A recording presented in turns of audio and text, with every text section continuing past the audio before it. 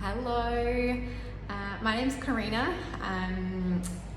Pre-recorded, so I don't know what Suzanne's told you yet about me, but I'm the naturopath here at Body Institute. We work really closely alongside Suzanne. I've met many of her clients, so some of you may have already met me.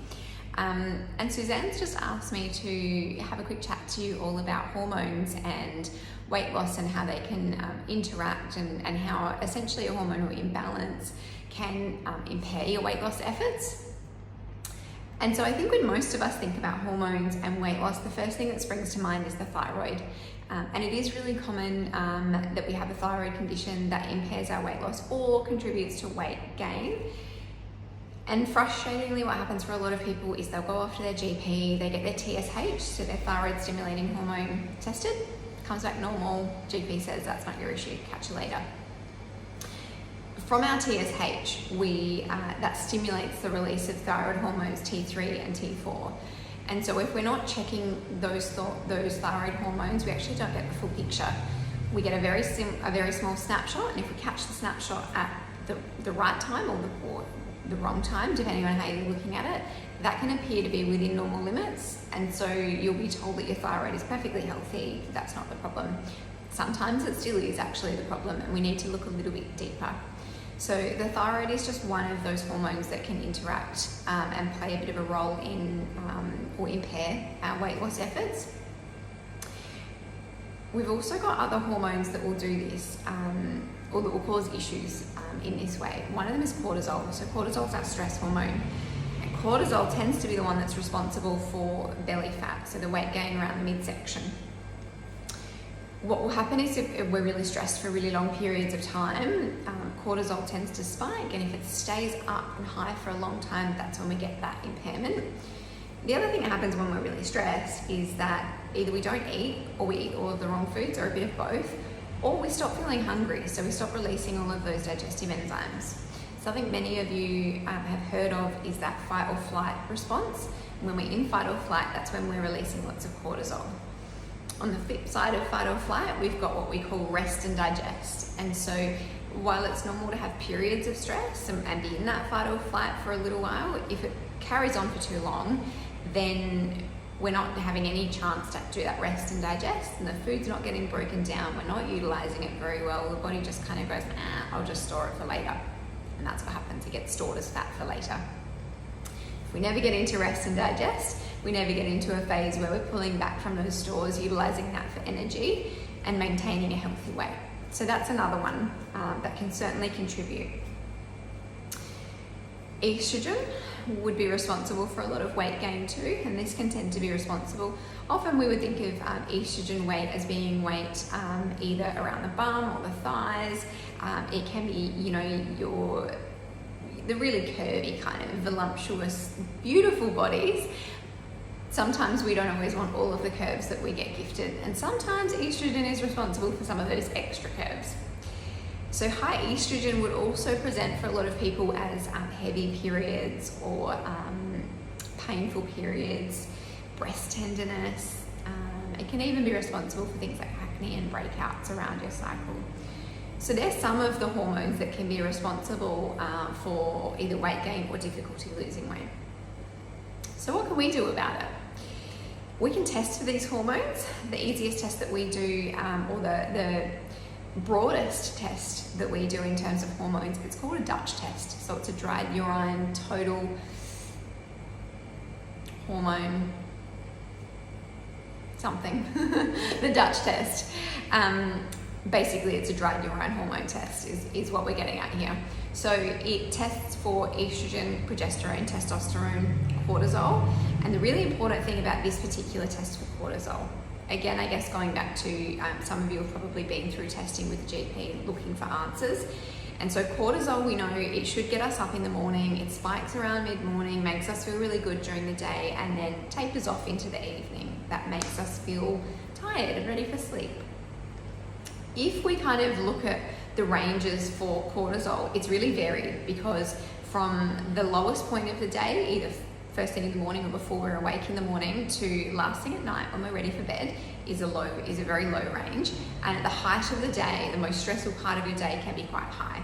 So if we do a test with the GP, and it just gets tested at any random time during the day, a bit of blood gets taken, they'll kind of go, all right, well, you know what, if cortisol is between, you know, highest possible point and lowest possible point, it's all good, see you later.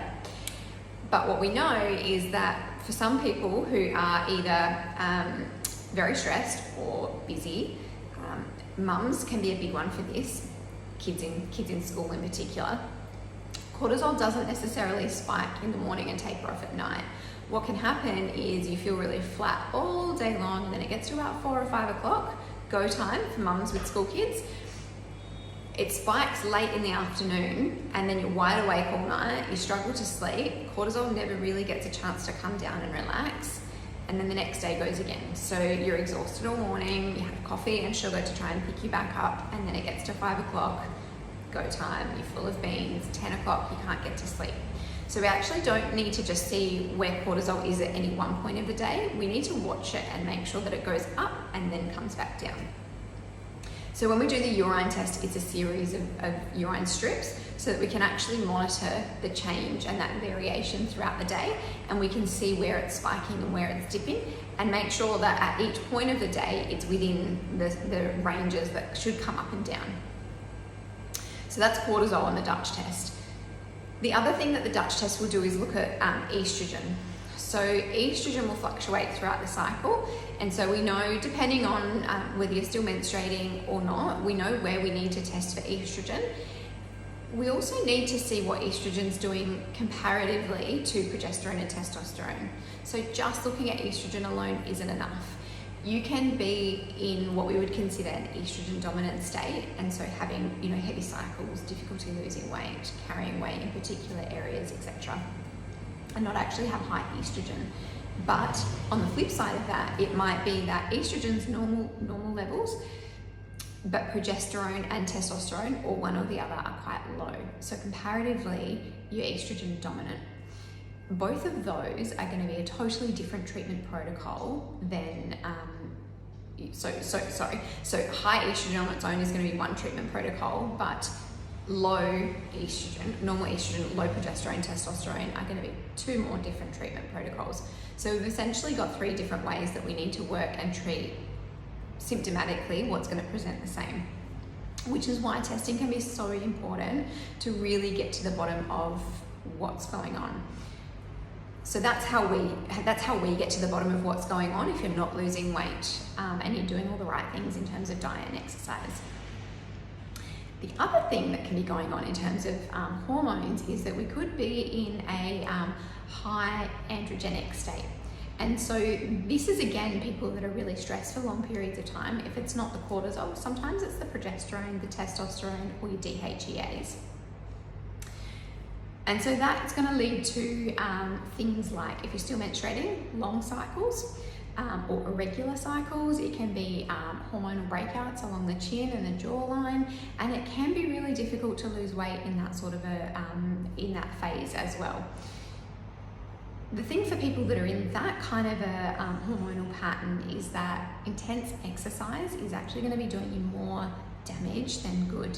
And so you'll find the more intensely you exercise, the more weight you gain, the more puffy you get, the more bloated you get, the longer your periods get, the more your skin breaks out, all of those things that you don't want happening because you're exercising and trying to combat that.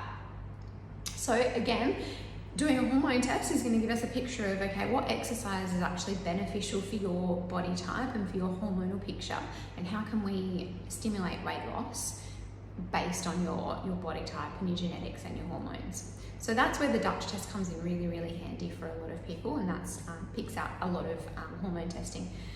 The other thing that the Dutch test does, it doesn't test your thyroid hormones, but it shows us your cortisol levels and your metabolized cortisol levels, and if they're not balanced, that can be an indicator for thyroid hormone imbalances. So we can certainly test further for thyroid hormone imbalances as well.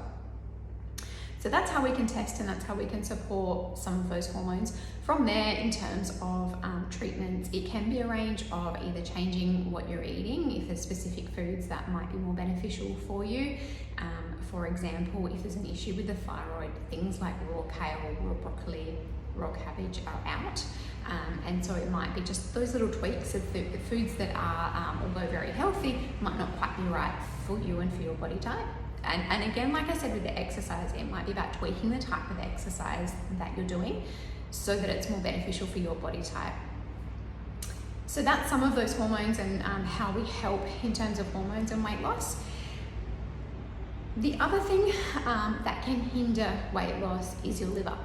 So the role of the liver is to store carbohydrates and fat for energy for later. And then it's also to kind of pull it back from fat stores, utilize it when you need energy.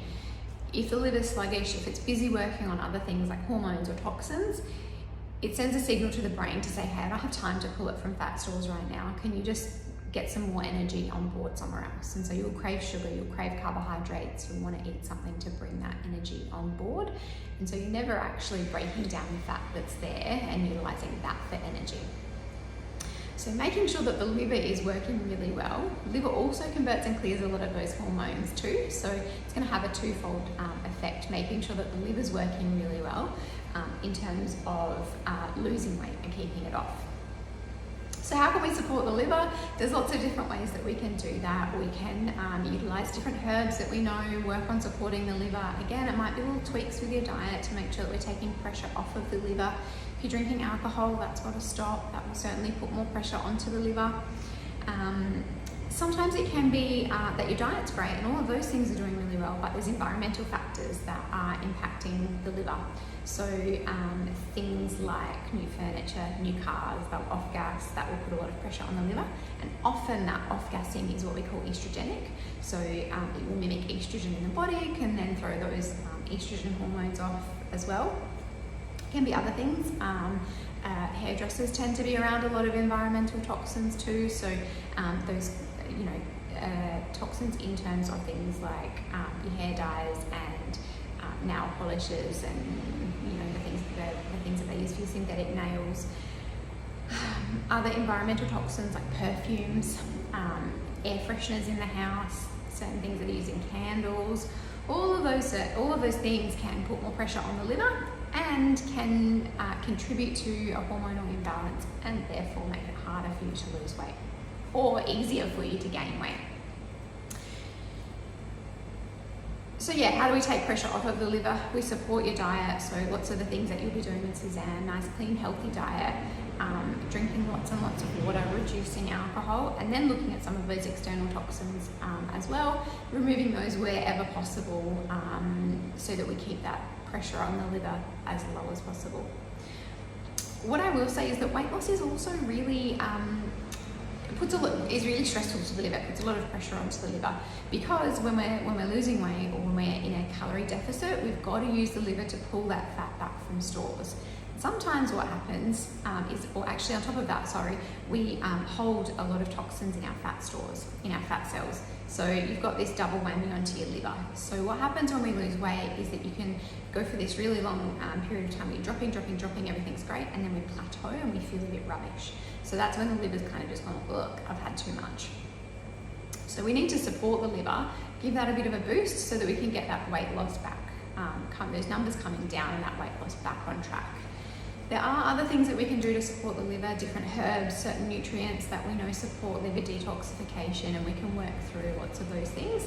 I think in terms of liver detoxification in particular, it's really important to work with someone on that, because if you're taking certain medications and we start detoxifying the liver, what we can actually do is detoxify those medications too quickly, which will make them less effective. And in the case of obviously if they're life-saving medications or antidepressants, those sorts of things, we don't want to be clearing them from the system before they've had a chance to do what the body needs them to do. So that's a bit of a quick spiel on all of the bits and pieces that we can do as naturopaths to help with all of this, or to support your weight loss while you're eating well and while you're doing all the hypnosis and all the right things with Suzanne. I hope that's helpful. I am happy to answer any questions that everyone has. So Suzanne, please, if there's questions, please shoot shoot them through on email or perhaps in the Facebook group if you want to tag me in any questions, and I can comment back and respond as best I can. The other thing that you can do, we do offer a free pre-consultation discovery session. So you book in your time, it's a 15-minute phone call, so you can do it from home obviously, you don't need to come in, and we can chat through how we can help. Or if you're in an appointment with Suzanne, we're right next door, so please do feel free to come in and have a quick chat to me. I would love to see you all. Thanks everyone, I hope that's covered off a little bit and it was a little bit helpful. Like I said, happy to answer any questions that you guys have. Have a good night.